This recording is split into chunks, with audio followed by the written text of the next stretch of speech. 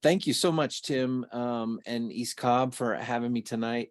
It's a pleasure to be with you, and I got to say that this is a very near and dear topic to me. Just even from my own life, the trauma that I've experienced over the years, and just the incredible opportunity it is to be with clients as we work through trauma. It's a very hard, difficult place, but I know it's something near and dear to the Lord's heart. And so I'm thankful for the opportunity to share some things with you that I've learned over the years and some things that I've been seeing as I've been working with clients. And I'm hoping that that can be an encouragement and a help to you as we go through. Just one disclaimer as we go through. I need you to know that I'm not going to ever present to you a formula that you can just like plug through and be like, hey, this is what I can do for this situation or this situation.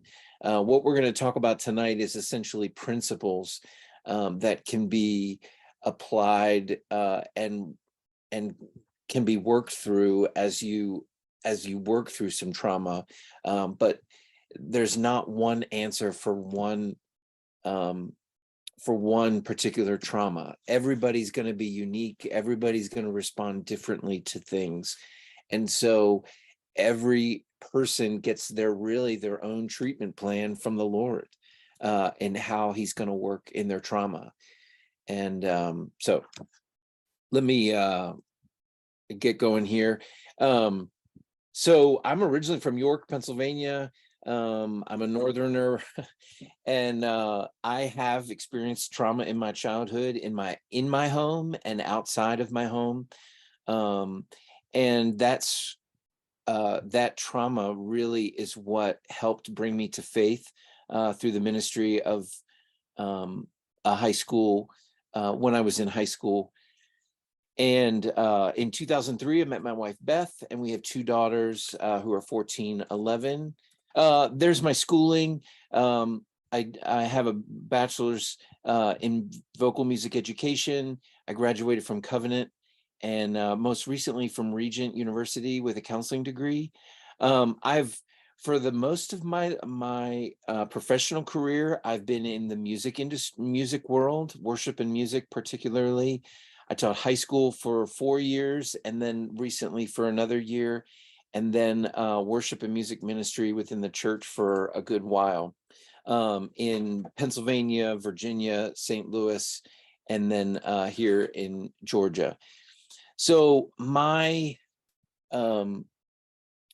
transition into care and counseling really happened in 2014 as the Lord began asking me questions and calling to me to be more intentional with people's hearts in my ministry. Out of that, I began to desire to attend a training sponsored through the Allender Center in Seattle called the Narrative Focused Trauma Training. That was from 2018 to 2019. And then in June 2020 is when I officially stepped out of worship and music ministry, and began doing pastoral counseling with Tim. And so now that I'm graduated with my counseling degree, I'm going to be working towards being licensed. And then certainly continuing my Allender experience. So tonight's presentation has a great influence from Dan and the folks from the Allender Center, certainly also my professors, two of my professors who've helped me with it, Dr. Bruns and Dr. Glover, and then a lady by the name of Judith Herman is actually going to help us with the structure of what does it look like to care for a child who's gone through trauma. So I think tonight what I want to start is to talk about our God-given design. We were all made to be in the image of God. We were all, and because of that image, we were all made to be in relationship with one another. We know that God is a triune God who is in relationship within himself, and he desired to be in relationship with us. And so we are made as human beings to be in relationship with one another. And particularly, we are made with these three attributes of attunement, containment, and repair. Every human is made for these three things. And when one of these three things, or many of these three things are broken, we experience trauma. So let me further define what attunement is. So attunement is this desire for us to be known, to be valued and loved and cherished. It is the expression of love from one person to another. Dr. Kurt Thompson, some of you may be familiar with his work, does exceptional work, as well as Dan. But he says, we come expecting to be seen by someone looking for us. And so every child wants to know that they are loved. They want to be known, they want to be seen and valued. And certainly, as we all do, we want to experience that attunement from each other. And part of being made in the image of God is that we reflect that ability in God. There's various places in the Bible that God expresses to us his attunement of us, but particularly in Exodus 2:24-25, we read of God seeing and hearing and knowing the cries of the Israelites as they're in Egypt. He knows that they're in pain. He sees them. He hears their cries, we're told. He knows exactly how to attune to our needs. The issue is that when we go through trauma, and I'm getting a little bit ahead of myself here, but when we go through trauma, we begin to doubt that attunement. We doubt that attunement from God, and we doubt that attunement from other people. That's attunement. Then there's containment. We are all made to know structure and order for boundaries. Relationally, that looks like knowing that I'm going to stay within myself, and I'm not going to inflict myself on you.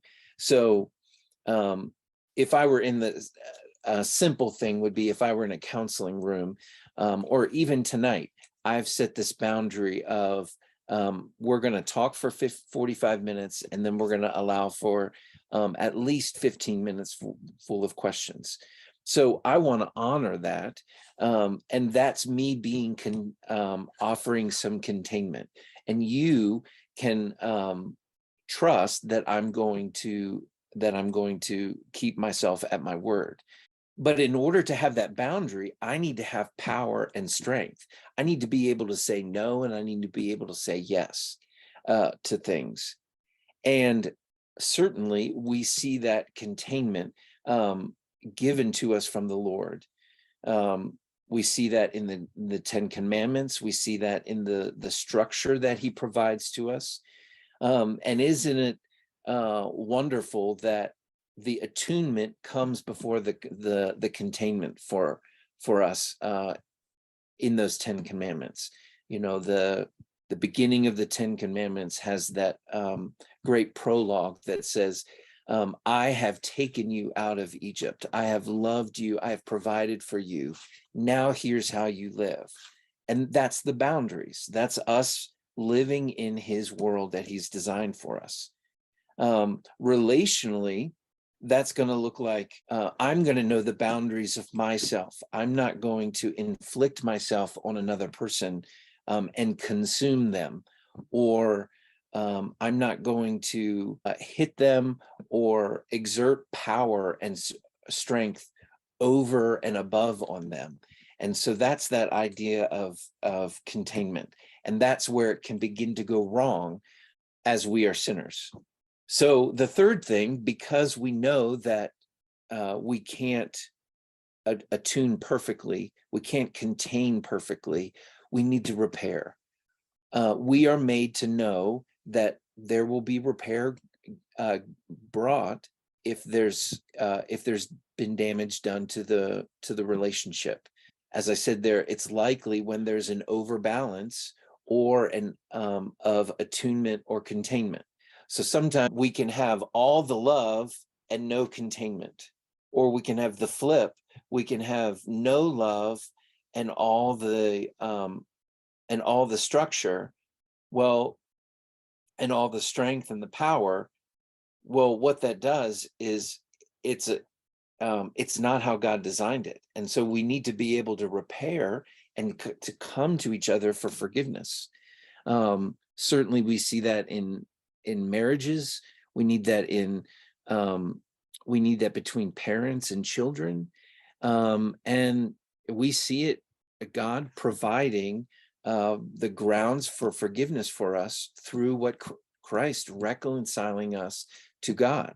We know that our sin keeps us from relationship with him, and God provides that repair through Christ.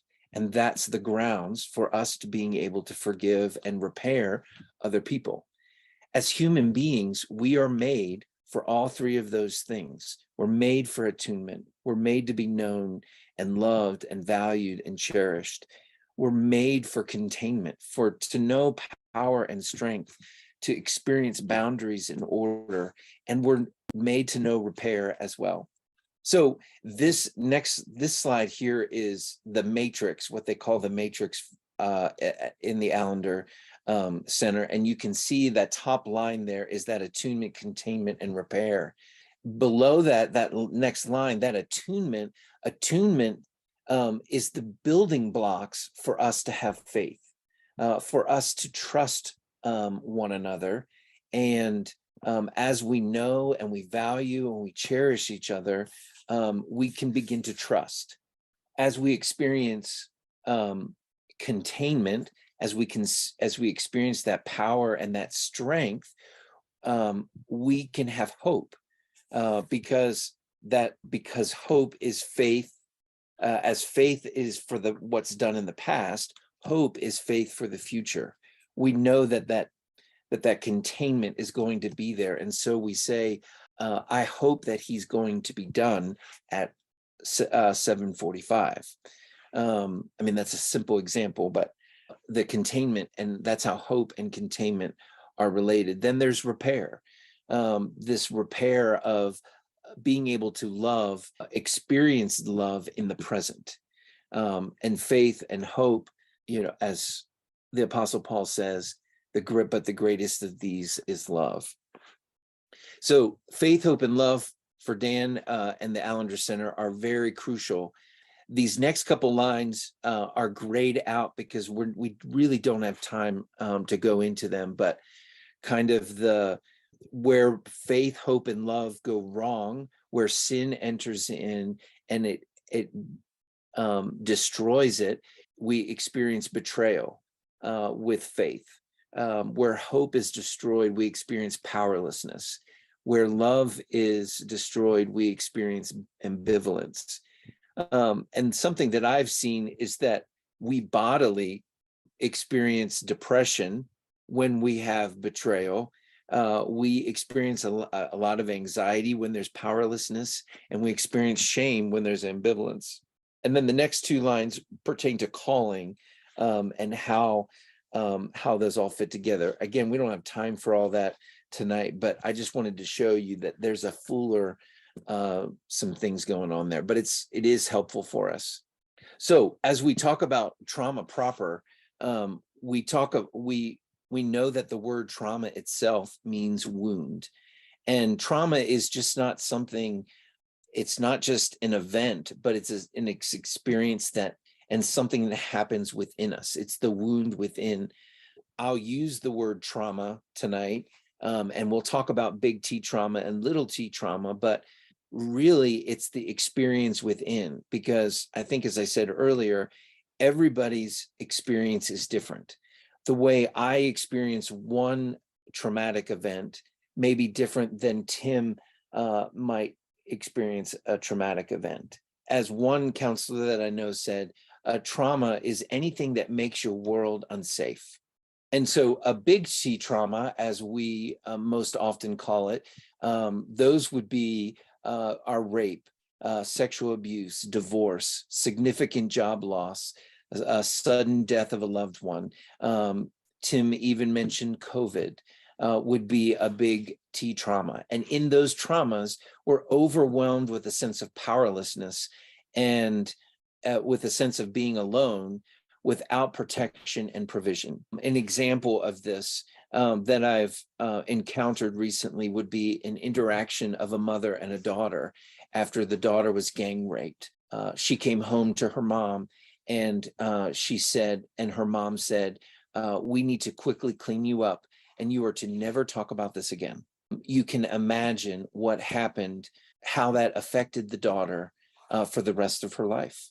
And I think she was 53 when she started to get treatment for what happened, because she was told not to tell anybody. She kept it within, and all of this stuff came to the surface. And it was because her mother, as she was cleaning her up, said, we're not ever going to talk about this again. It's over and done with. Of course, it wasn't. Little T traumas. On the surface, they may seem minor. They may be this repeated exposure to something like a lesser attack or a mocking. They might be overly strict parents. It might be even us as children serving as the surrogate spouse for a parent, or even getting checked out as a child or a teen from someone for your looks. I mean, they may be benign, what we might say is benign, but repeated exposure can cause lasting damage to us. One example, several examples that come to mind here are, there's an 18-month-old, recently I was told, a story of he was with his extended family with a cousin at a concert, and they were listening to Shark Attack song. Well, as that song went through, as it was being played, he got obscenely scared. And so much so that he began shrieking as the shrieking was happening in the song.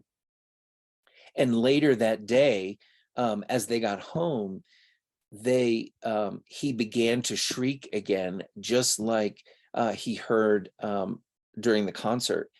And they had to again comfort him, reassure him, come alongside of him. That was a traumatic event, and he displayed for the next week or so trauma in response to that song.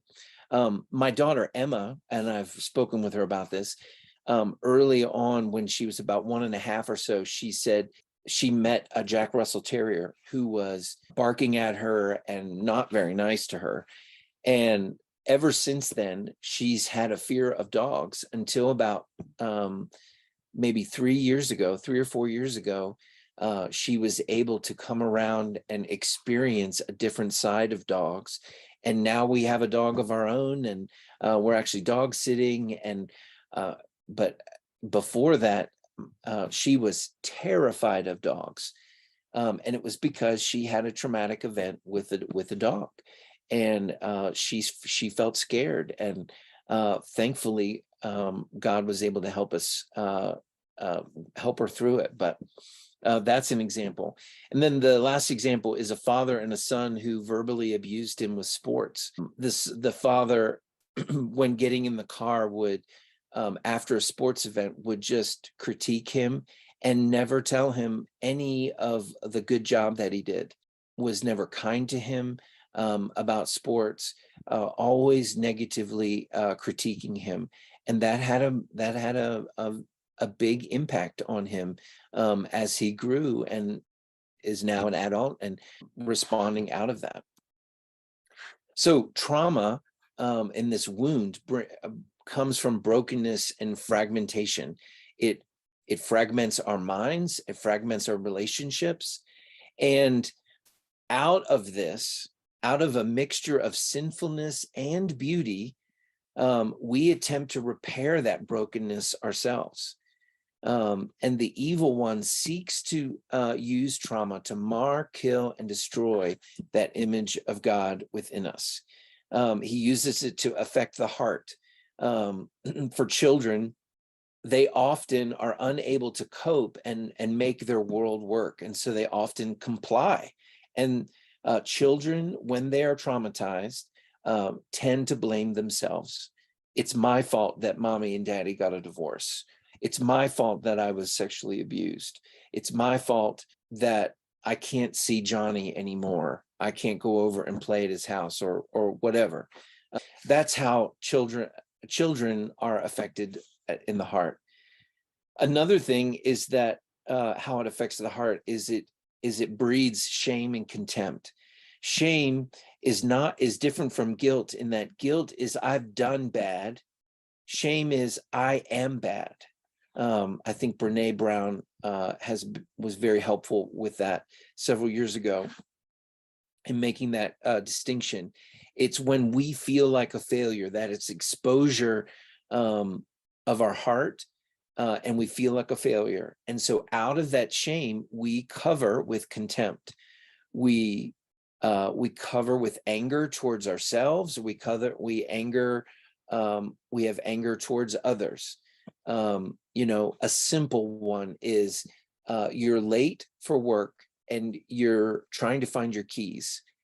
Well, oftentimes when you're late, you begin to be exposed and you think you're going to be a failure, or people are going to see you as a failure. And so then you say, where are my keys? Why can't I ever do anything right? I can't ever put my keys in the right place. That's contempt. That's joining with the enemy against ourselves. And so then out of that shame and contempt, we make agreements and vows. Agreements are, I am unable to do that. Especially, that's a very simple one. Like if someone has been saying to you, you're just an ugly piece of blankety blank. You're going to, after a while, begin to believe that you are an ugly piece of blankety blank. That is how our mind works. And as unfortunately, that's trauma in being played out. Out of that, then we can also make a vow and say, I will never let that happen again. And unfortunately, as we say, I will never do such and such again, while our intentions may be good, that may not be the best thing for us. And that's a vow that the enemy gets us to close down our hearts and keep us from experiencing life. So trauma also affects the mind. We know that from brain scans and such that the trauma impacts the brain chemicals that help us regulate our system. Oftentimes in trauma, the right side of the brain, which is the emotional side, shuts down, which leaves us to the left side, which is the logical side, to manage. It also changes the limbic system, which is the emotional system of the brain, and leaves us agitated and alert.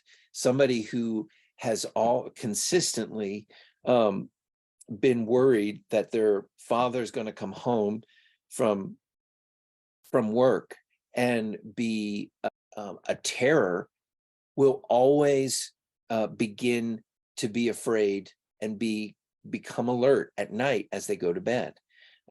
That's how trauma affects the mind. It affects the body. We begin to live outside of our body. We become detached or numb. We can feel residual pain in the places of abuse or other parts of our bodies as for years to come. And trauma can be the cause of bodily ailments like arthritis, fibromyalgia, anxiety, and many others. There's a brilliant book by a guy named Bessel van der Kolk called The Body Keeps the Score. It's very helpful for seeing how trauma affects the body. And then trauma affects the soul. Trauma brings further distance between us and God, mainly by raising doubts of God's goodness, his faithfulness. That's that attunement piece, and also his provision and his protection. That's the containment piece. And in our heartfelt rebellion, our sinful heartfelt rebellion, we want to take control. We want to be God. We want to solve it, and we want to live without dependence upon others because we don't want to let the trauma happen again. I think it's important for us as we think about children that unresolved trauma will continue to linger within our hearts. I know we've got several grandparents here tonight. I'm sure you can see that in your own life. Our present reactions today are echoes of our past. A prime example of this is if as a child we experience crashes or throwing things of plates against the wall, glass breaking, so forth, that may be in the middle of fights. You may experience when a glass shatters on the floor, you may be so startled that you might end up in a fetal position because you might be triggered from the presence of the glass. That's an example of how our present are echoes of our past. Often, because of that, we want to numb out emotionally. We use food, we use being on our phone, checking out, or pornography, or alcohol, or drugs. It also, trauma brings about the reality that we want to be enjoyed, but we often as well resist being in relationship with others and being fully known. Triggers may cause us to lash out, and we can blow up at the drop of a dime or a hat at our kids or spouse. And one of the things that the evil one destroys the most in our being made in the image of God is that we hate the most our longing to be wanted and enjoyed. So as parents, we want our children to be safe. We want them to be perfect and happy. But we know that that's not a reality. We attempt at all costs to make that happen. But the way we respond as to our children is our response is rooted in our own emotional and spiritual health. We are the greatest tool that God has given to our children to care for them in the presence of trauma. One of the things I really appreciate about Paul Tripp's book on parenting is that the children are gifts to us. The children are placed in our lives for a reason, to help us to know him and to love him and to live within his world. And as parents, he's made them and us to interact and to regulate in the midst of trauma. We are given to them to help them to know how to respond to difficult things. And so we can help them to be the calm within the storm, just as Jesus was with the disciples. Our job is to help feel the waves for the child as they experience trauma. The thing about it is and this is where our sinfulness can kind of get in the way, is that our inclination is to fix it and then forget it. We want to push it away. We want to forget about it and not deal with it, just as that mother did with her daughter. And so it begs the question, I think probably every single one of us, even me included, is even saying, how have we responded to our child in the past? Um, has it been open? Has it been loving? And how might we begin to choose to respond differently in the future? So tonight, there's a three-stage model by Judith Herman, and this three-stage model is safety and stabilization, remembrance and mourning, and then reconnection and integration. And it's important for us to remember that restoration and healing from trauma is not linear. An event early in the child's life may reverberate into the present later in life, even though they may have healed through it at one stage.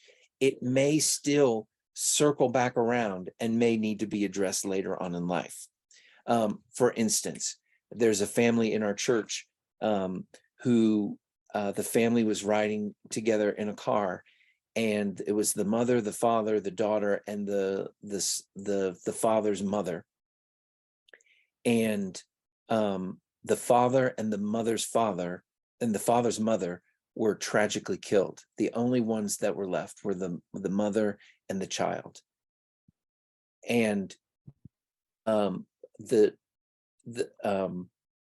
child is doing well now, but later on in life, that child may need to revisit at different stages the grief, the loss with her father. Every child's going to respond differently throughout these stages. So those are some important things for us to remember as we think about these three stages. So the first stage is safety and stabilization. If you think about it, safety and stabilization is connected to containment. It's helping the child to regulate, helping them, getting them out of harm's way, beginning to restore their eating and their sleeping habits, helping them to restore their safety as a person. If they're take the car accident, for instance, they may not want to go down a certain road for a while. That needs to be okay. Being able to help them feel safe where they are and experience safety. For that little boy named Joey, it may be he may not be able to go to the beach, or he may experience some hesitation when he goes to the beach because of the shark. There may be that connection there. The idea is to reassure and help the child experience safety and stabilization by your presence. Oftentimes, we want to use our intellect by saying, "Oh, you're going to be safe. You're okay. You're going to be fine. You're going to be fine." Well, they don't know that they're going to be fine. Our presence with them is the best way for them to know that they're going to be fine. So that's the first stage. The second stage is remembrance and mourning. This is the restoring the attunement. It's how do you make sense out of everything that's happened? I'm different now than I was before, and it's the process of working through the loss, hearing the story. Someone who's gone through a traumatic event like 9/11, I still remember where I was on 9/11. You all probably do as well. For our grandparents, you probably still remember the day Kennedy was shot, and you remember where you were. And I found myself for the next week or so after the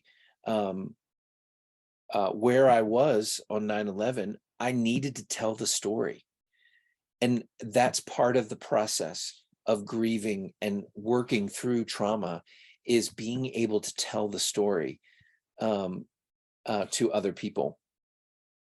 Depending on the child, they may not be able to communicate their emotions to you very well. It might come out while they're playing. It's not going to be well thought out, and it certainly may not be linear as in A, B, C, D, E, F, G. So those are some things to remember. The last one is reconnection and integration. This is repairing their world, bringing them back into full integration of life. They're not always going to need an alternate route from a car accident. At one day, they will be able to go down that road again. That time will come in time. This is where they can re-engage with hope again for the future. In terms of caring for them, kind of readily, the two of the greatest things that any of us can do for not only our children, but for each other are listening and reflecting, and then also empathy. Listening and reflection is simple that. Be quick to listen rather than talk. Allow them to tell their story over and over as much as they need to. And then being able to reflect that story back to them. It's reflecting back what they said to you. Empathy then is often confused with sympathy. Sympathy is, I feel for you. Empathy is putting yourself in someone else's shoes or viewing the world through someone else's eyes and ears. This is what God did with the Israelites. He said, I see and I hear and I know you. Jesus is the greatest example of being empathetic with us. He incarnated himself so that he might know fully our sinfulness and the temptation that we experience, obviously without sin, but he experienced our world for us. And so for us, it's being able to experience the child's world as if the parent was the child. So as I'm talking to my children and hearing my daughter complain because she has to do the dishes, something very, very benign and simple, I hear her whine and complain. And I say, yes, I hear you, I hear the anger and frustration that you don't want to do the dishes. You're tired. I get that. However, this is what we're going to do. You're going to do the dishes. The goal is for them to be seen, heard, and understood emotionally. That's going to help that regulation to restore them emotionally. That's going to get that right side of the brain kicked back on to the left. Some very basic resources. I don't have much because I'm not in your area.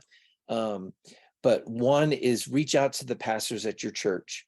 They will be able to help you get connected to somebody in your area that is mindful about trauma for children, for those that may need more specific, intense help. One person is Christy Pettit, who's with an organization called Paul Kids that's related to Atlanta West Side, a church within our presbytery. She's a great resource and a counselor, and that works with young ones in trauma. And then for you as adults needing care, you can certainly reach out to us at the Institute to Tim or myself. So